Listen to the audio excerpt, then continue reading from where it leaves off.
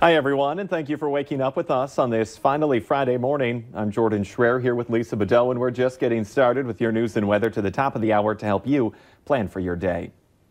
A North Dakota father is facing criminal charges after police say they found his children in a home that was so disgusting, officers struggled not to get sick. The discovery came during a call about a domestic disturbance in Watford City. Court documents say police found 4 children, ages 8 months to 3 years old, in an apartment that was covered in human waste and vomit. 27-year-old Bryce Black was arrested for child neglect, and the children were immediately removed by social services. Police say they found human feces spread across the apartment, including on the bed where 2 children were sleeping, one soaked in urine. Black has an extensive record in McKenzie County, including more than 20 charges for driving violations, drug possession, criminal trespassing, and domestic assault. A day after our report about a Grand Forks woman arrested for terrorizing, she called Valley News Live claiming she's innocent. Hawa Ahmed believes she's being targeted because of her race and religion.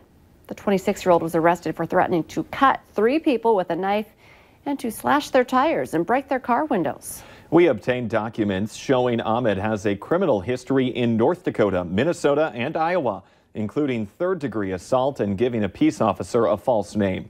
At one point, she was accused of tampering with a witness in a federal human trafficking case out of Minneapolis. But Ahmed says that she was acquitted in that case. It's 10 minutes before 7. Let's get a check of our storm team forecast on this Friday morning. Good morning. We are focused on that winter storm system happening for the weekend, starting up Saturday morning and into the midday time frame on Sunday. Winter storm warning for a good portion of the valley, where we're expecting some heavy snow, 6 inches or more in the warned area. North of that, a winter weather advisory in effect for some snow there too. So today, at least, we've got a quiet one. We've got temperatures into the teens, above 0, 16 in Fargo, 13 in Grand Forks. The wind is also in the teens in some areas out of the south, helping to drive in some milder air. Checking out your radar and satellite map, not a lot to show. There are a few flurries out there right now, but overall, we're going to be experiencing some mostly cloudy skies throughout the day. So a little bit gray, but warmer today into the 20s. 26 your high in Fargo, 24 in Grand Forks, and 20s throughout the valley. So here's a look at our timeline for this winter storm. Starting up Saturday morning, we'll see that snow move in early in the south, and then we'll spread northward through the day. Into the evening hours, expect some ongoing heavy snow, and again, especially in the warned area, with increasing wind and blowing snow. So travel is going to get worse and worse throughout the day and get more hazardous as we head into the nighttime hours, with that blowing snow really creating some visibility problems. And this is that heavy, wet snow too that's going to be very tough to get through and to shovel hard on the body. So if you're going to be shoveling, make sure you're taking breaks. And then into Sunday morning, the snow ends. We're looking at, again, a good amount of snow with this system where we are in the warned area, but the strong winds will continue on Sunday. So this is going to be impacting us throughout the weekend. A look at your snowfall potential. Again, this dark blue area, that's that 6 to 12 inch range. The farther north you are, the closer you'll be to that 6-inch range. But farther south, closer to that center of low pressure, that's where we're going to be closer to that foot of snow. Fargo, kind of about 6 to 10, I would say, for us here through the weekend, and then dropping off as you head off to the north and west. So again, a heavy snowfall, a wet one too, with temperatures on the rise into the 30s by Saturday, low 30s.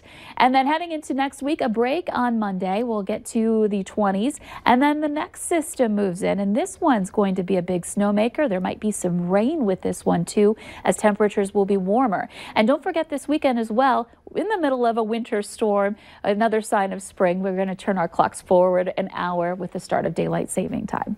Let's check in now with Al. Police, we're on Interstate 20, or Interstate 94, rather, just approaching Cheyenne Street. And the traffic's pretty steady out here this morning. It actually looks like it may have thinned a little bit on Interstate 94, surprisingly so, because we've been busy all morning long. I-29, that's a whole other animal again, really busy on I-29. Roads in great shape this morning. Travel speeds are pretty strong, pretty much normal, 60, 65, 70 miles an hour, something like that. Ramps are in pretty good shape as well. Maybe just a little bit slippery here and there because of the warmer temperatures, a little bit of, I guess you'd call it frost that has become an issue. But overall, looks like we're off to an awfully good start. Streets in and around the FM metro area are in pretty darn good shape as well. Don't forget the detour impacting 52nd Avenue South. Make sure you're driving extra carefully today and always, and make sure you're staying with Valley News Live so you know what's going on with the weather and traffic. Al on it, Valley Today traffic. The man accused of kidnapping Wisconsin teenager Jamie Kloss and killing her parents is now apologizing to his victim in a letter he wrote to the NBC affiliate in Minneapolis. KARE 11 reporter Lou Raguse got a letter back from Jake Patterson, postmarked February 28th. In it, Patterson answers questions Raguse had previously sent about Jamie's kidnapping from her home in Barron, Wisconsin last October. Patterson wrote that he provided police as much detail as he did, so, quote, they didn't have to interview Jamie, they did anyways, and they hurt her more for no reason, end quote. He wrote that he knew when he was caught, which he thought would happen a lot sooner, he wouldn't fight anything. Patterson wrote on the back of his letter, I'm sorry, Jamie, for everything. I know it doesn't mean much. Now, we do have a link to the full transcript on our website. You can find that at valleynewslive.com. A trial date has been set for this June for a Moorhead police officer charged with aggravated assault. Matthew Lambert is accused of hitting a woman in the face with his elbow, breaking her nose and bruising her eye.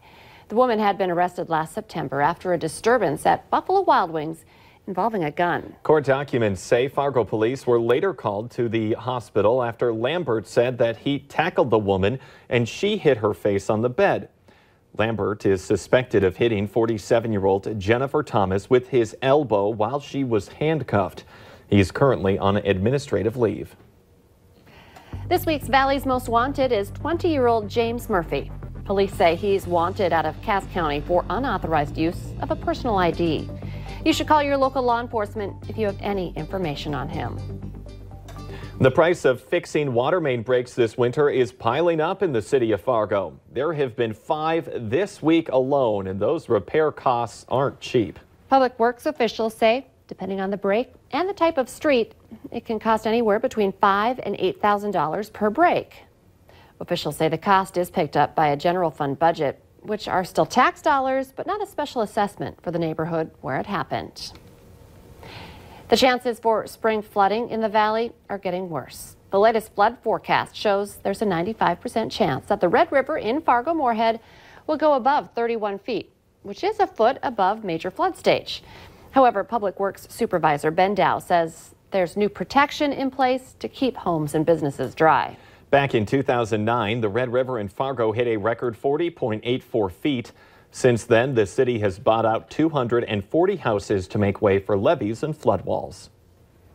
Lightning McQueen, Buzz, Woody, Elsa, and Anna, of course. They're just a few of our Disney favorites taking to the ice as Disney on Ice is performing at the Fargo Dome. And the Valley Today's Abby Furchner is live from the Dome this morning with more. Hi there, Abby.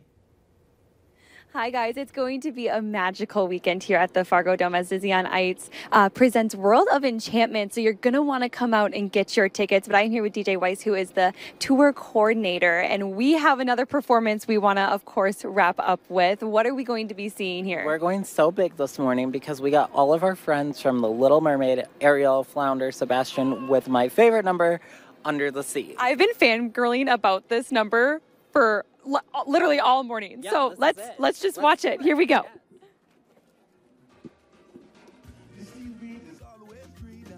Somebody else's lake. You dream about going up there, but that is a big mistake. Just look at the world around you, right here on the ocean floor. Such wonderful things around you. What more is you looking for? Under the sea, under the sea.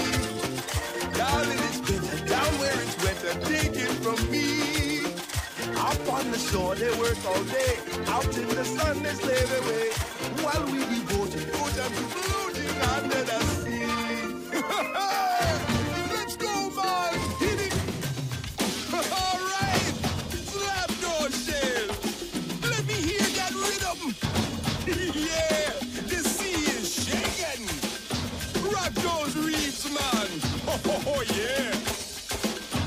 Now, all you folks out there, it's time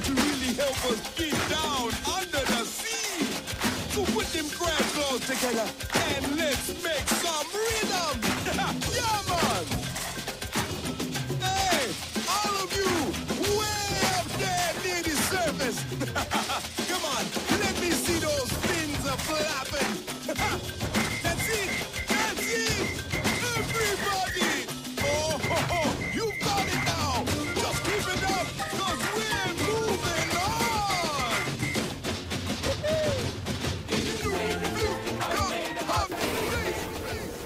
I was at opening night last night, and it was a big hit when Ariel hit the ice. So It's a big hit. I was smiling that whole time. Love I'm it. giddy like a little kid. That's of so course, exciting. more performances tonight, Saturday, and Sunday at the Fargo Dome. Absolutely amazing show for the whole family. So Good I would stuff. go again. Maybe I'll go again. Maybe we will. Maybe we'll go together.